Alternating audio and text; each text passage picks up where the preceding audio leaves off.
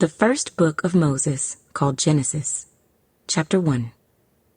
In the beginning, God created the heavens and the earth.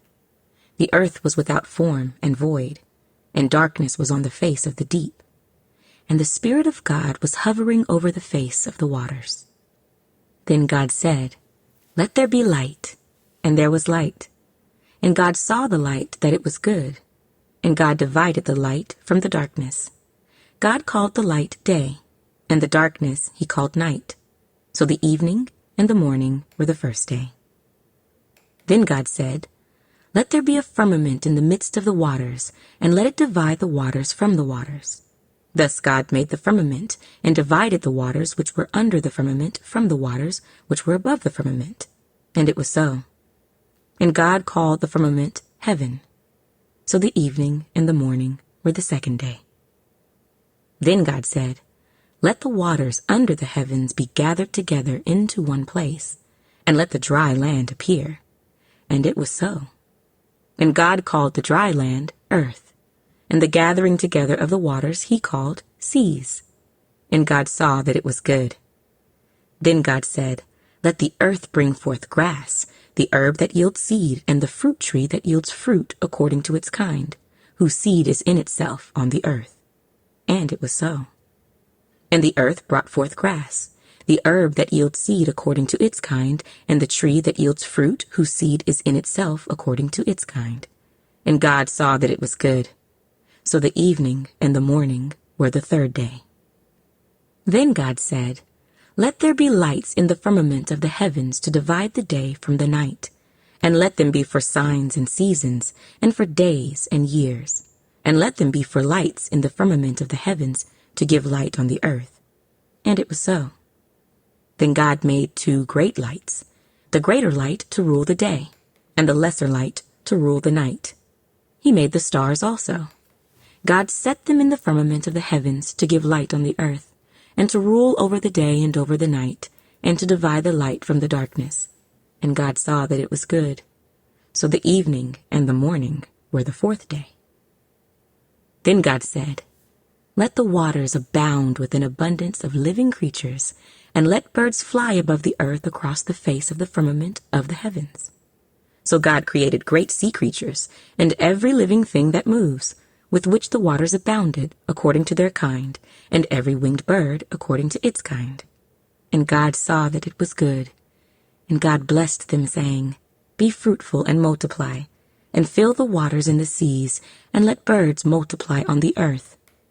So the evening and the morning were the fifth day.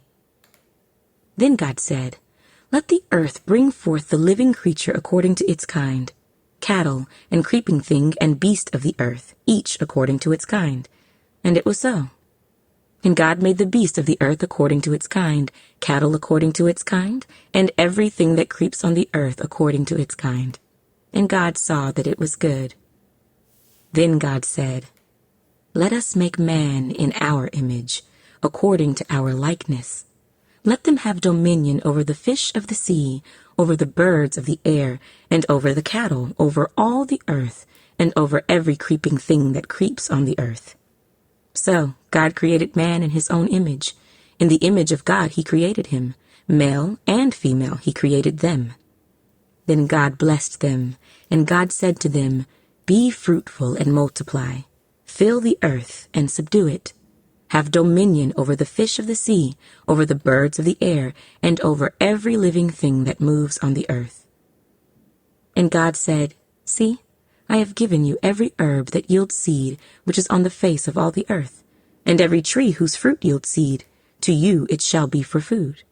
Also, to every beast of the earth, to every bird of the air, and to everything that creeps on the earth, in which there is life, I have given every green herb for food." And it was so. Then God saw everything that he had made, and indeed it was very good. So the evening and the morning were the sixth day. Genesis chapter 2. Thus the heavens and the earth, and all the host of them, were finished. And on the seventh day God ended his work which he had done, and he rested on the seventh day from all his work which he had done. Then God blessed the seventh day and sanctified it, because in it he rested from all his work which God had created and made. This is the history of the heavens and the earth when they were created, in the day that the Lord God made the earth and the heavens, before any plant of the field was in the earth, and before any herb of the field had grown. For the Lord God had not caused it to rain on the earth, and there was no man to till the ground. But a mist went up from the earth and watered the whole face of the ground. And the Lord God formed man of the dust of the ground, and breathed into his nostrils the breath of life, and man became a living being. The Lord God planted a garden eastward in Eden, and there he put the man whom he had formed. And out of the ground the Lord God made every tree grow that is pleasant to the sight and good for food. The tree of life was also in the midst of the garden, and the tree of the knowledge of good and evil. Now a river went out of Eden to water the garden, and from there it parted and became 4 riverheads. The name of the first is Pishon. It is the one which skirts the whole land of Havilah, where there is gold, and the gold of that land is good. Bdellium and the onyx stone are there. The name of the second river is Gihon. It is the one which goes around the whole land of Cush. The name of the third river is Hiddekel. It is the one which goes toward the east of Assyria. The fourth river is the Euphrates.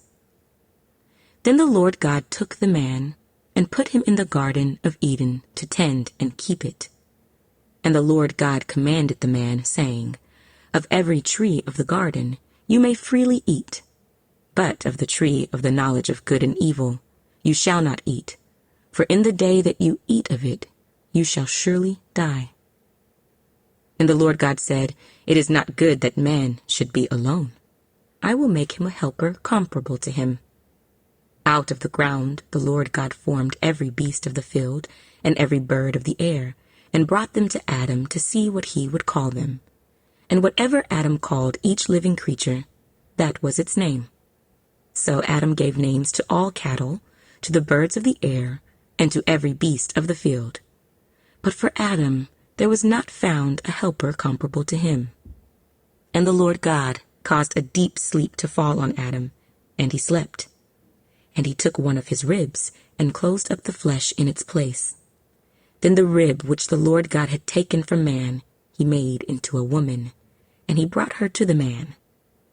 And Adam said, This is now bone of my bones, and flesh of my flesh. She shall be called woman, because she was taken out of man. Therefore a man shall leave his father and mother, and be joined to his wife, and they shall become one flesh. And they were both naked, the man and his wife, and were not ashamed. Genesis chapter 3. Now the serpent was more cunning than any beast of the field which the Lord God had made. And he said to the woman, Has God indeed said, You shall not eat of every tree of the garden? And the woman said to the serpent, We may eat the fruit of the trees of the garden, but of the fruit of the tree which is in the midst of the garden, God has said, You shall not eat it, nor shall you touch it, lest you die. Then the serpent said to the woman, You will not surely die, for God knows that in the day you eat of it, your eyes will be opened, and you will be like God, knowing good and evil. So when the woman saw that the tree was good for food, that it was pleasant to the eyes, and a tree desirable to make one wise, she took of its fruit and ate. She also gave to her husband with her, and he ate. Then the eyes of both of them were opened, and they knew that they were naked. And they sewed fig leaves together and made themselves coverings. And they heard the sound of the Lord God walking in the garden in the cool of the day. And Adam and his wife hid themselves from the presence of the Lord God among the trees of the garden. Then the Lord God called to Adam and said to him, Where are you? So he said, I heard your voice in the garden, and I was afraid, because I was naked, and I hid myself. And he said, Who told you that you were naked? Have you eaten from the tree of which I commanded you that you should not eat?" Then the man said, "The woman whom you gave to be with me, she gave me of the tree, and I ate." And the Lord God said to the woman, "What is this you have done?" The woman said, "The serpent deceived me, and I ate." So the Lord God said to the serpent, "Because you have done this, you are cursed more than all cattle and more than every beast of the field. On your belly you shall go, and you shall eat dust all the days of your life. And I will put enmity between you and the woman, and between your seed and her seed. He shall bruise your head, and you shall bruise his heel."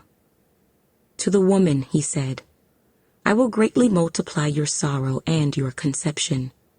In pain you shall bring forth children. Your desire shall be for your husband, and he shall rule over you." Then to Adam he said, "Because you have heeded the voice of your wife, and have eaten from the tree of which I commanded you, saying, 'You shall not eat of it.' Cursed is the ground for your sake. In toil you shall eat of it all the days of your life. Both thorns and thistles it shall bring forth for you, and you shall eat the herb of the field. In the sweat of your face you shall eat bread, till you return to the ground, for out of it you were taken. For dust you are, and to dust you shall return."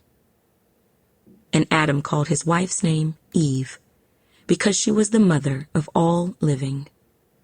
Also for Adam and his wife the Lord God made tunics of skin, and clothed them. Then the Lord God said, "Behold, the man has become like one of us, to know good and evil.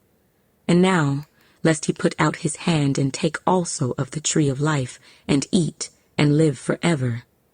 Therefore the Lord God sent him out of the Garden of Eden, to till the ground from which he was taken. So he drove out the man, and he placed cherubim at the east of the Garden of Eden, and a flaming sword which turned every way, to guard the way to the tree of life.